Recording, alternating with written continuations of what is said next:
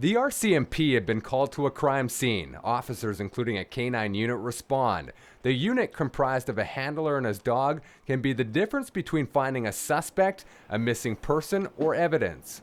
Very crucial. So say on an operational track, it's not uncommon for the bad guys to shed articles of clothing to try and obviously disguise themselves.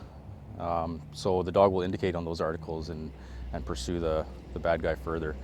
But it's important for them to indicate that so that we know that particular piece of clothing was used by the bad guy or was at one time held by the bad guy.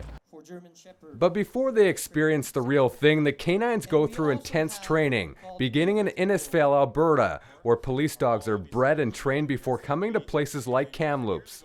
Down in Kennels, which is in Innisfail, Alberta, they breed their dogs and they're sent out from there at the age of 8 weeks, 7 to 8 weeks. They're sent out to quarries throughout Canada, and essentially they get imprinted from that point. So there's a certain there's an imprinting course that all our imprinters go on, and it teaches them what we want and how we want the dogs brought up and raised.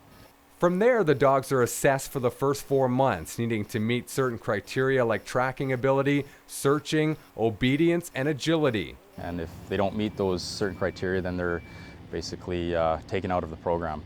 But the ones that do succeed and meet are then paired up with an actual handler, and they go through a pretty vigorous up to 6-month training program in Innisfail from that point. 13-week-old Jada is the newest addition to the Kamloops RCMP. She's in the early stages of training with her handler, Constable Peltier. It's up to her whether she becomes a full-time member of the force. Start your nose. We need to figure out with the trainings. The most important thing that they want to see is the tracking. That's the first thing. And then the aggression, you can build that up if you need to. So we start tracking, we start a short track that somebody put the human scent. At first we use food.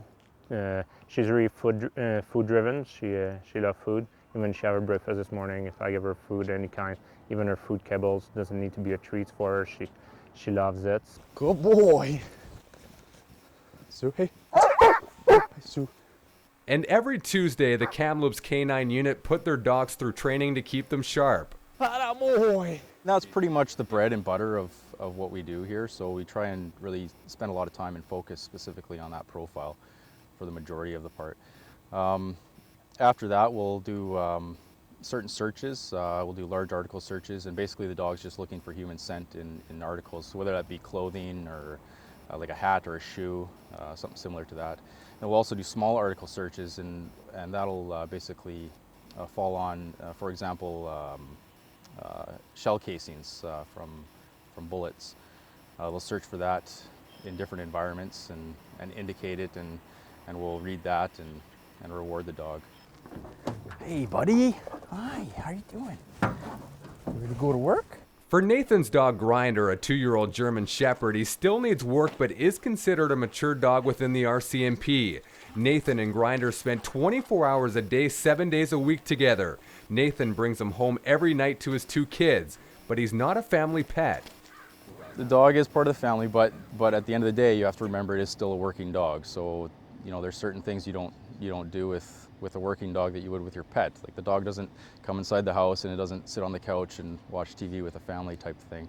The dog is outside, he stays outside, he lives outside 24/7. So, you know, obviously the family, they have the opportunity to say hello and hi, but it doesn't go much further than that. That's it.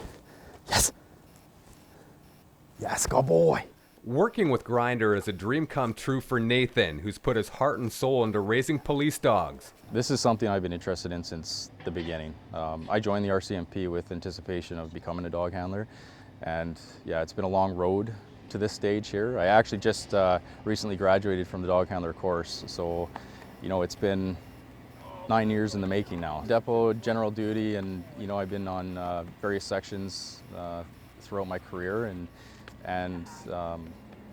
you know, and throughout this time, I've been volunteering my time and personal time to raise these dogs, basically imprinting these puppies, and to date, I've basically raised 8 dogs. So, you know, it's a lot of investment, personal investment, and personal sacrifice as well. It's obviously not easy, and like I said, it's all voluntary time. They're not paying us to do this. It's something we're passionate about. I'm extremely passionate about, and at the end of the day, it's well worth it.